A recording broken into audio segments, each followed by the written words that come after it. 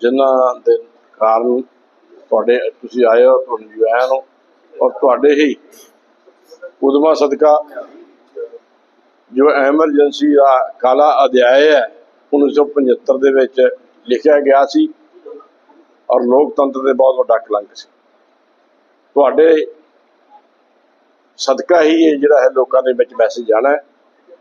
ਜਿੱਥੇ ਮੈਂ ਤੁਹਾਡਾ ਧੰਨਵਾਦ ਕਰਦਾ, ਮੈਂ ਜਤੇਸ਼ ਦੇ ਵੀ ਧੰਨਵਾਦ ਕਰਦਾ ਕਿ ਸਾਡੇ ਵਿੱਚ ਅੱਜ ਮੁੱਖ ਵਕਤਾ ਦੇ ਤੌਰ ਤੇ ਪਹੁੰਚੇ ਨੇ ਸਟੇਟ ਵੱਲੋਂ, ਤੇ ਮੈਂ ਇਹਨਾਂ ਨੂੰ ਬੇਨਤੀ ਕਰਾਂਗਾ ਕਿ ਉਸ ਕਾਲੇ ਅਧਿਆਇ ਦੇ ਖਿਲਾਫ ਔਰ ਸਾਡੇ ਦੇਸ਼ ਦੇ ਪ੍ਰਧਾਨ ਮੰਤਰੀ ਨਰਿੰਦਰ ਮੋਦੀ ਜੀ ਦੀਆਂ ਲੋਕਤੰਤਰ ਨੂੰ ਮਜ਼ਬੂਤ ਕੀਤੇ ਕੰਮਾਂ ਬਾਰੇ ਜਿਹੜਾ ਹੈਗਾ ਉਹ ਤੁਹਾਨੂੰ ਜਾਣਕਾਰੀ ਦੇਣਗੇ। ਜਿੱਥੇ ਆ ਜਾਓ ਅਸ਼ੋਕ ਜੀ, ਆ ਜਾਓ